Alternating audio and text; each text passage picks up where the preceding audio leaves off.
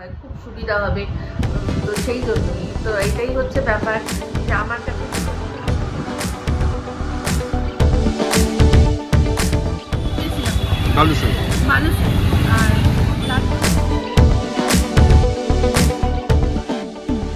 কথার ছলে ছলে মানে আমরা একবার করেই বলেছি, ভালো লাগছে না, ঠিক আছে। হাই, আমি ইপসিতা, সবাইকে আমাদের চ্যানেলে স্বাগত জানিয়ে শুরু করছি আজ আবার একটা নতুন ব্লগ। আজকে হচ্ছে গিয়ে মঙ্গলবার আর তারিখটা হচ্ছে 22 তারিখ। গতকালকে কোনো ব্লগ করিনি, মানে তার আগের দিন 20 তারিখের যে ব্লগটা করেছি সেটাই আর কি এডিট করতে করতে ওই এত ভুলভাল করে ফেলেছি, সেই জন্য মাথা গরম আমি আর কোনো আর কি ভিডিওই করিনি। অবশ্য 21 তারিখ অবধি পুরো চলেছিল, কারণ আপনারা সবাই যে জিনিসটা লক্ষ্য করেছেন গতকালের মানে আগের দিনের ব্লগে, সেটা হচ্ছে গিয়ে পটল আলু পটলের তরকারি খুব হিট হয়েছে, সবার খুব ভালো লেগেছে। আমি আমার মানে কালকে আমাদের কন্ট্রোভার্সিয়াল চ্যানেল দুটো আছে, তার মধ্যে একটা হচ্ছে গিয়ে TJM ইপসিতা এক্সক্লুসিভ, সেখানে একটা লাইভ করছিলাম, করে সেখানে বলেছি কিভাবে পটলটা করি। তো যাই হোক, পরের দিন আবার যেদিন পটল করব আমি একেবারে হাতে কলমে দেখিয়ে দেবো। কারণ হয় মানে আমরা যারা অনেক দিন ধরে রান্না করছি তারা ভাবি যে কী এমন ব্যাপার আছে, কোনো ব্যাপার না, ওটা খুবই ইজি, কিন্তু বলাটা ইজি। যারা ও হ্যাঁ, সেটা কালকেও বলেছে, ওটা বলছি সেটাও বলছি কালকে, ওটাও আমি বলে দিয়েছি। তোমার যে ওটা নিয়েছিল বাবা, যে চা দিয়েছি মিস্টার দেবকে, অমনি আরেকজন বউ করতে শুরু করে দিয়েছে। ওর বিস্কুট আনা হয়নি, কারণ ওর বিস্কুটটা মেরে দিচ্ছি। তো যাই হোক, যেটা বলছিলাম যে আমি যে পরদিন যেদিন পটল আলুর তরকারি করব, আমি ঠিক ওই রকমভাবেই করবো, আর আপনাদের মানে স্টেপ বাই স্টেপ কী করেছি দেখিয়ে দেবো। কারণ আমরা যারা অনেকদিন রান্না করছি তাদের পক্ষে ইজি হলেও যারা নতুন রান্না করছে না, তারা ভাবে যে এতটাও ইজি না, যদি স্টেপ বাই স্টেপ বলে দেওয়া হয় বা দেখিয়ে দেওয়া হয় খুব সুবিধা হবে। তো সেই জন্যই তো এটাই হচ্ছে ব্যাপার যে আমার কাছে যেটা ইজি আপনার কাছে সেটা ইজি নাও হতে পারে। তো যাই হোক, মিস্টার দেবকে চা দিয়েছি, আমি চা খাচ্ছি না, কারণ আজকে মঙ্গলবার। আজকে তো আমি চা বিস্কুট খাবো না, আজকে তো মানে উপোস আর কি। তো সারাদিনে ওই একটুখানি হয়তো জল খাই, তারপর পুজো দিই, তারপর আর কি পুজো দিয়ে তারপর যা হোক খাই। তো যেটাই হোক, তাই আজকে রান্নাবান্না বিশেষ কিছু নেই, কিন্তু পুজো দিতে যাব অবশ্যই আপনাদের সাথে, যা হবে যেটুকু হবে নিশ্চয়ই শেয়ার করব। এখন তো আরও বেশ কিছু কাজ বাকি রয়েছে, দেখা যাক এবার কি হয়। আপনারা মোটামুটি বুঝে গেছেন যে এই ফ্ল্যাটটা আমরা ছেড়ে দিচ্ছি, ঠিক আছে। তো সেই ফ্ল্যাটটা ছেড়ে দিচ্ছি, কোথায় যাচ্ছি না যাচ্ছি সমস্ত কিছু আপনাদের সাথে ডিটেলে বলবো। এবার বলি মিস্টার দেবের প্ল্যান, সেটা হচ্ছে কি, এই যে পটল সবাই ভালোবেসেছে, সেই জন্য আমাকে বলছে কি তুমি এক কাজ করবে, তুমি পটলের তরকারিটা তুমি যখন মিট আপ করবে, এই পটলের তরকারি বেশ করে রেঁধে নিয়ে যাবে, আর যারা তোমার সাথে দেখা করতে আসবে সবাইকে বলবে যে তারা যেন সাথে করে রুটি নিয়ে আসে, আর শাল পাতার ইয়ে থাকবে, বাটি থাকবে, রুটির মধ্যে তরকারি একটা হাতা তরকারি দিয়ে দেওয়া হবে, আর জমিয়ে আর কি খাওয়া দাওয়া হবে।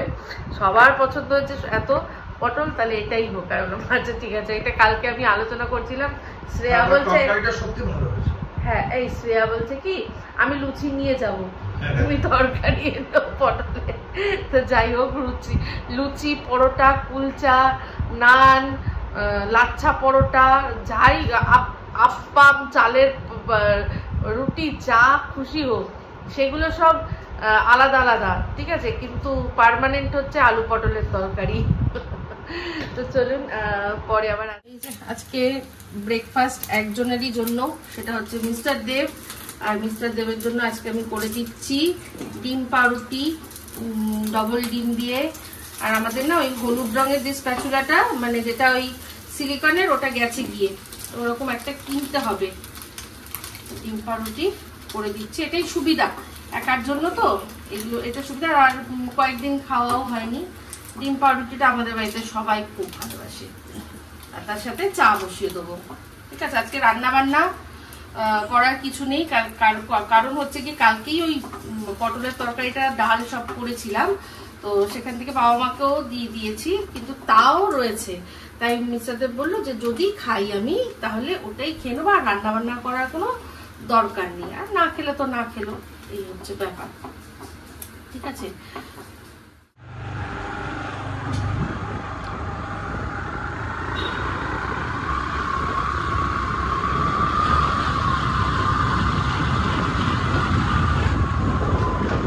এই যে বেরিয়ে পড়েছি, যেরকম দেখালাম সব কেনাকাটা করলাম, পুজোর সামগ্রী করে এবার পুজো দিতে যাচ্ছি। ঠিক আছে, এই যে আবার আজকে এই ঝুড়িটা নিয়েছি, নিয়ে যাচ্ছি। এসে গেছি, সামনেই মন্দির, একদম সামনে এসে গেছি প্রায়।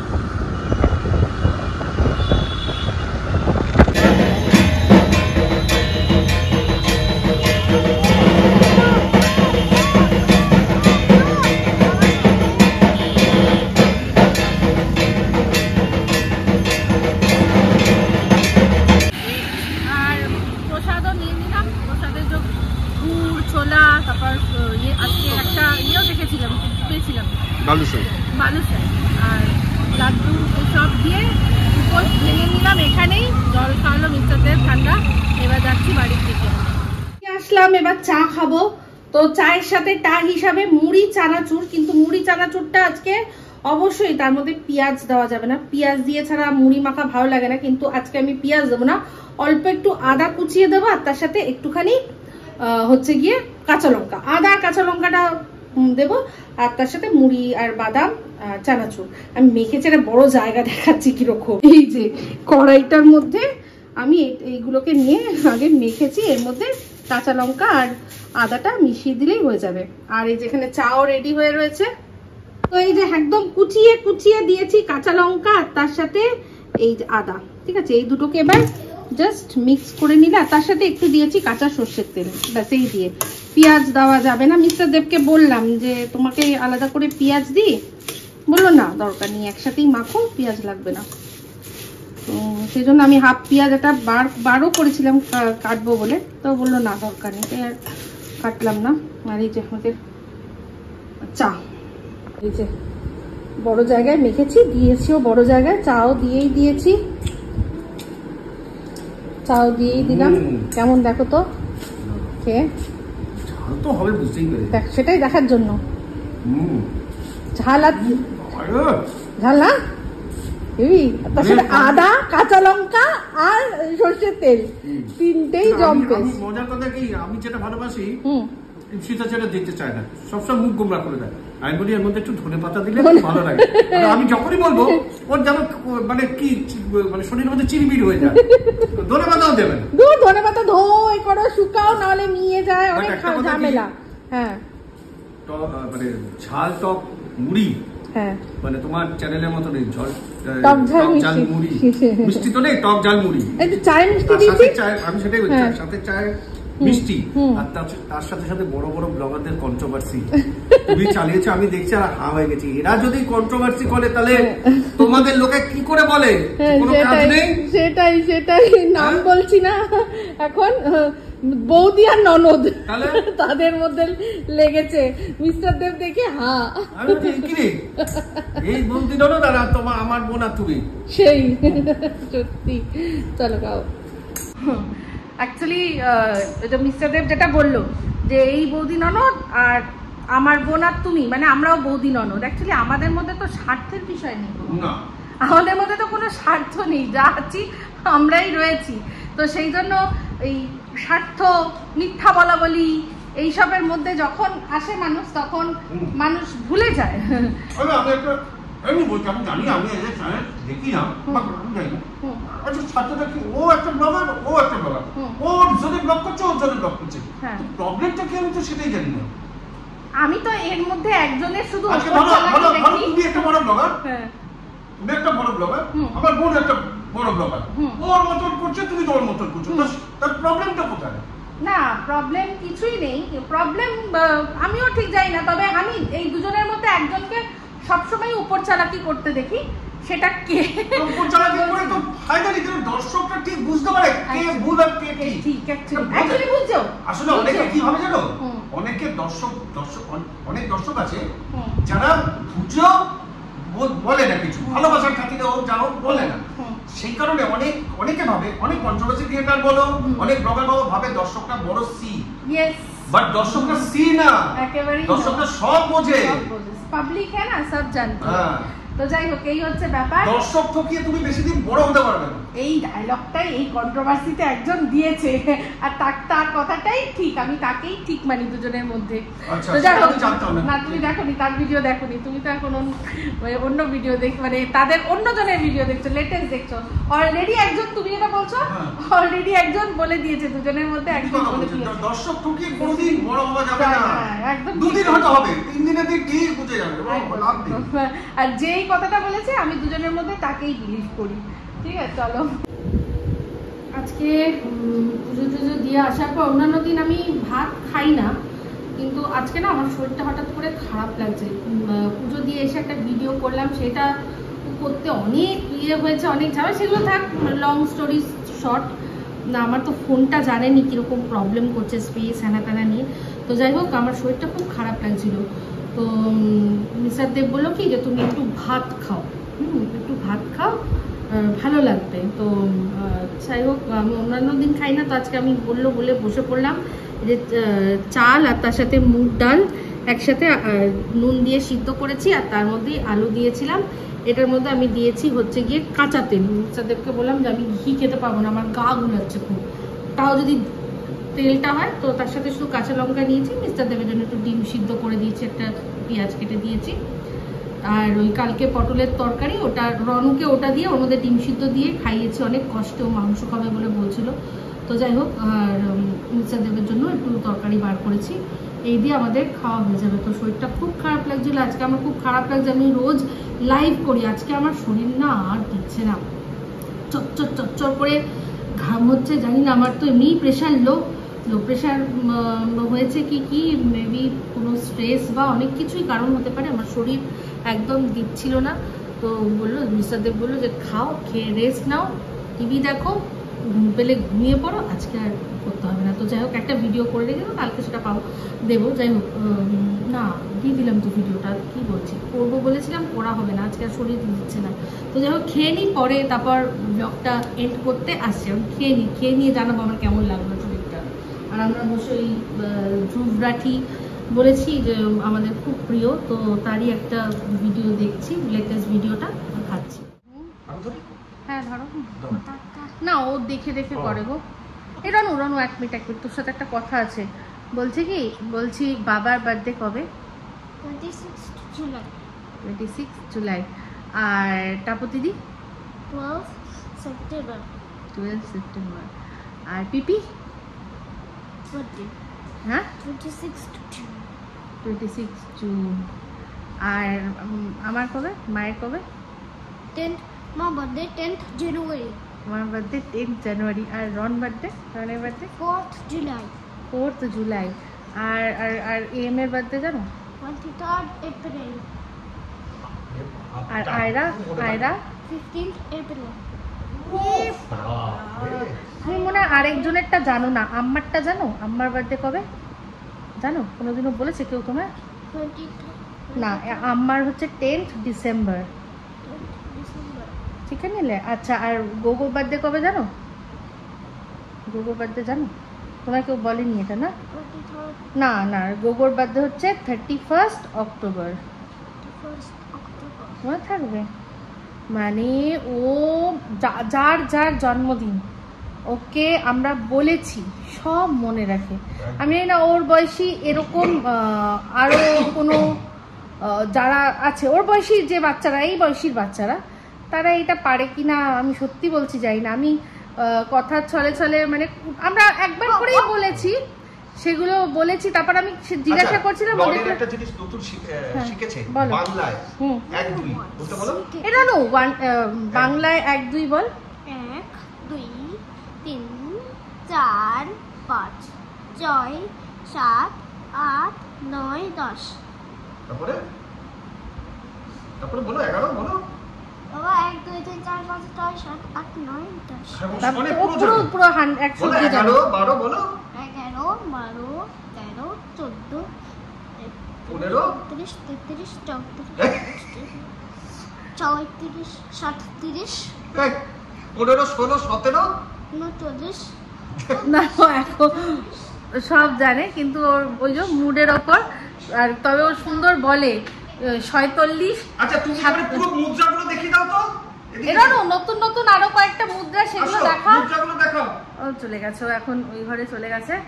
তো যাই হোক আমি খেয়ে দিয়ে একটু রেস্ট নিলাম। খাওয়ার পর বেশ ভালোই লাগছে, খারাপ লাগছে না, কিন্তু আমি নিজে মনের মধ্যে একটা গিল্ট নিয়ে রয়েছি। মিস্টার দেবকে বললাম যে আমি আজকে কি করলাম, মানে আমি খেলাম ঠিকই কিন্তু আমার না একটু মনটা একটু কেমন খুঁজখুচ করছে। মিস্টার দেব আমার একটু আগে ক্লাস নিয়েছে একটা, অনেক কিছু বুঝিয়েছে। কি বোঝাচ্ছিলে বলো একটুখানি, দাঁড়াও।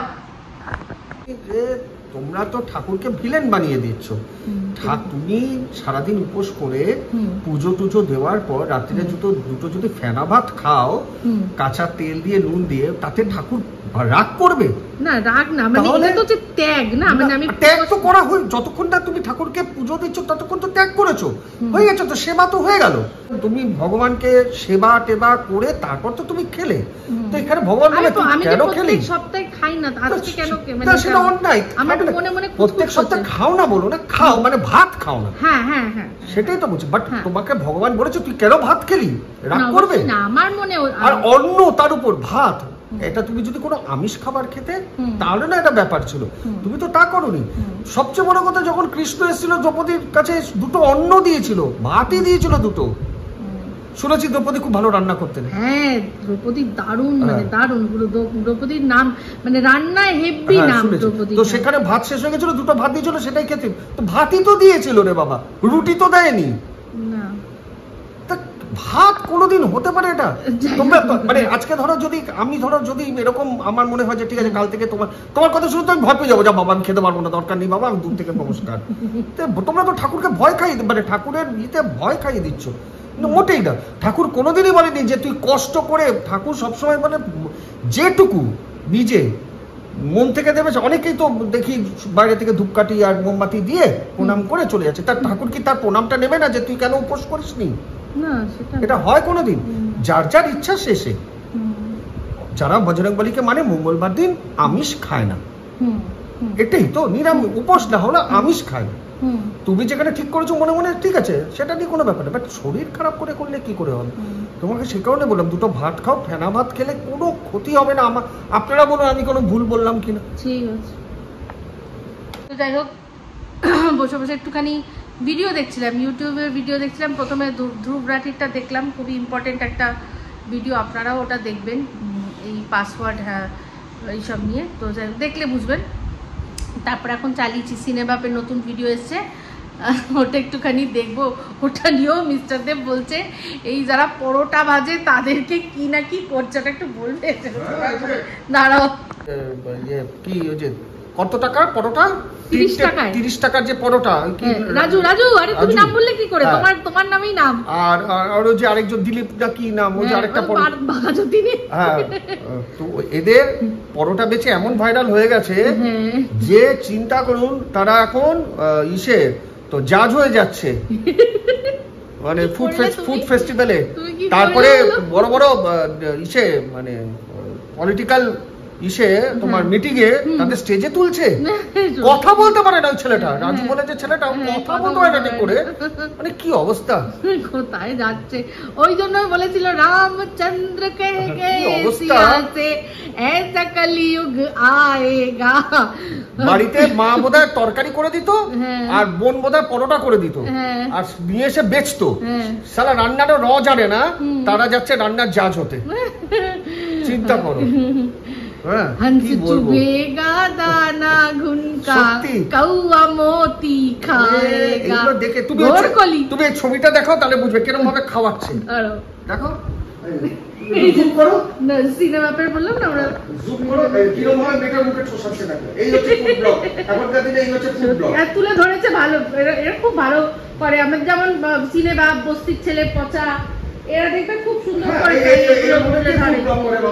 ফুড ব্লগের নাম বদনাম করে দিচ্ছে একদম ফুড ব্লগার দেখলে লোকে ভয় পায় তাই তো বলছি এগুলো ফুড ব্লগার ভাগও করবে এবার ফুড ব্লগার দেখলেই সবাই এখন ভাগো বলে পালায় এরকম একটা ব্যাপার। তো যাই হোক এই বলেই ব্লগটা এখানেই এন্ড করছি। এবার জামা টামা ছাড়বো যাবো গিয়ে বললাম যে চলো গিয়ে ঘরে এসে চালিয়ে সুন্দর করে একটুখানি বসি কথা টথা বলি। আজকে আর কিছু ভালো লাগছে না, ঠিক আছে? হ্যাঁ অনেক ওই বললাম যেহেতু আমাদের এখন অনেক অনেক অনেক ব্যস্ততার মধ্যে কাটবে, যেটুকু পারবো আপনাদের সাথে শেয়ার করবো। পরের মাসে কিন্তু ব্লগ খুব ইন্টারেস্টিং হবে, দুদিক দিয়ে ব্লগ হবে।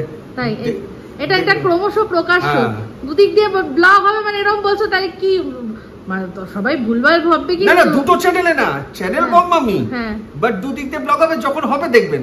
আচ্ছা ঠিক আছে, বাস মজা লাগবে দেখতে। মজা লাগবে আশা করি। আচ্ছা ঠিক আছে, মজা লাগবে। ব্লগ মানে কি, আমি কি করছি, তুমি কি করছো, সারাদিনের কি, এগুলোই তো। হ্যাঁ তো সেখানে মজা লাগবে না? ঠিক আছে। তো চলুন আপনাদেরকে মজা দেব সেই রকম অঙ্গীকার করেই আজকের ব্লগটা এখানে এন্ড করছি। যদি ভালো লাগে তাহলে আমার এখনো চচ্চর করে ঘাম হচ্ছে না। আমি জানি না গরমের জন্য হচ্ছে নাকি অন্য কোনো, তাহলে যাই হোক যদি গরমের জন্য হয়, সবার যদি হয় ঠিক আছে। আমরা ভারতীয়রা তো তাই, কারেন্ট চলে গেছে, দেখবে না নিজের কি হচ্ছে, পাশে দেখতো। হ্যাঁ ইয়েস ইয়েস হ্যাঁ হ্যাঁ হ্যাঁ হ্যাঁ হ্যাঁ হ্যাঁ আগে একটা ফেস ছিল। এই দাঁড়া এদিকটা আসি।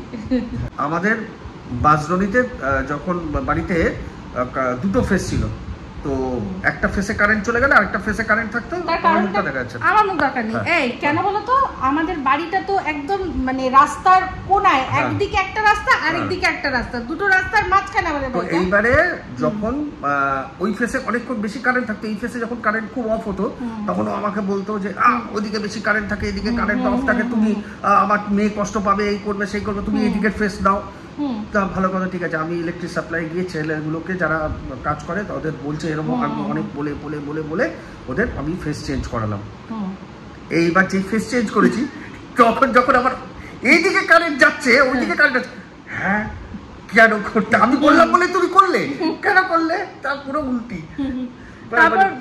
পুরো পাল্টি। পার্মানেন্ট সলিউশন আমাদের ওখানে বেরোলো, সেটা হচ্ছে গিয়ে তারপরে হলো ওখানে, তখন আমাদের ওখানে তখন যখন টাপুর ছোট ছিল, তারপরে জেনারেটরের ব্যবস্থা ছিল। এক একটা জায়গায় জেনারেটর দিত, পার পয়েন্ট হিসাবে পয়সা নিত, মনে হয় পার পয়েন্ট 30 টাকা, 30 টাকা নিত।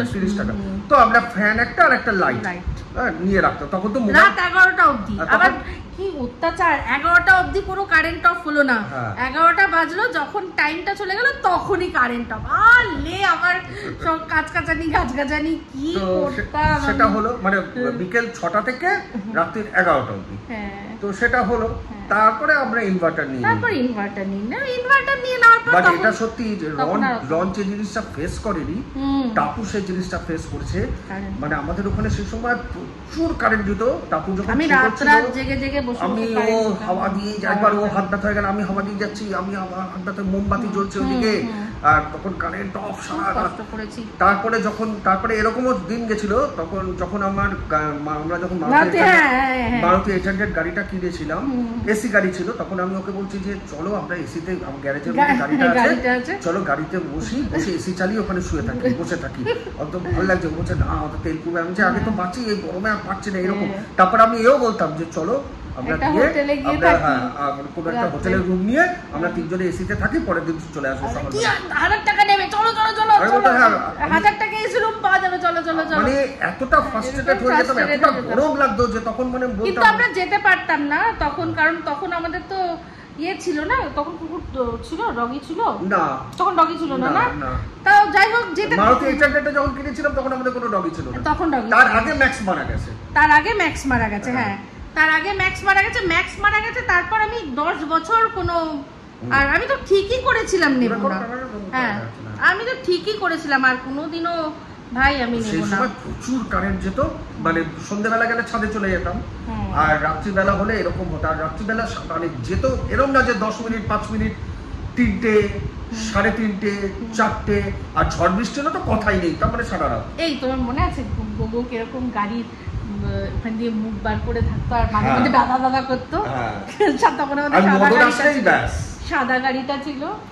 ও আচ্ছা, গাড়িতে যাওয়ার জন্য, গাড়িতে যাওয়ার সময় কথা বলছি, এমনি ইয়েতে তো দেখেইছে মদন আসলে, যেটা ব্লগেই আছে কিরকম গোগো যখন ওর 1-1.5 বছর বয়স হলো, তারপর থেকে গোগোর গরম লাগলে সোজা খাটে উঠে এসির সামনে দাঁড়িয়ে থাকতো, মানে ইশারা করে বোঝানোর চেষ্টা করতো যে এসিটা চালাও, এসিটা চালাও, এরকম ব্যাপার ছিল। যেটা রন এখন, মানে রন তো আমি এইবার ভাবছি এখনো 34-37 চলছে, যেটা রন এখন বোঝে না যে কারেন্ট অফ কি জিনিস। ও ভাবে এখানেও যখন কারেন্ট কিছুক্ষণ, একদিন এই যে একটা দিন আমাদের ব্লগে আছে দেখবেন অনেকক্ষণ কারেন্ট আছে, ও বুঝতেই পারছে না, ও ভাবছে আমরা মনে হয় বন্ধ করে রেখেছি, বলছে চালাও চালাও চালাও। যাই হোক, এইবার এখন ওরও একটুখানি রিয়ালিটি চেক হবে। এখন এরকম তো আমাদের বাসজনীর বাড়িতে এখনো ইনভার্টারটা রয়েছে, ইনভার্টার আছে, ব্যাটারিটা নেই। ব্যাটারি খারাপ ছিল বলে আমি তা হয়তো এবার ব্যাটারি আছে ডেড, মানে ওটা রিপ্লেস করলে তুমি হয়তো 1000 টাকা, মানে যদি 5000 টাকা 6000 টাকা বা 10000 টাকা দাম হয় ব্যাটারি, সেখান থেকে তুমি 1000 টাকা 1200 টাকা মানে ওরা করে দেবে, এক্সচেঞ্জ করে প্রাইস দেবে। যাই হোক, এবার হয়তো এরকম হতে পারে, জানি না, যে আবার হয়তো আমাদের এখন ইনভার্টারটা বার করতে হতে পারে।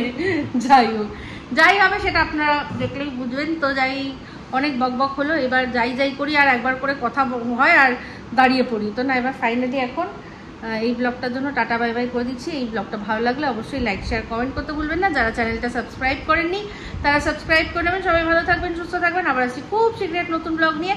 তো চলতে হ্যাঁ ফ্রেন্ডস, দুআ में याद रखना।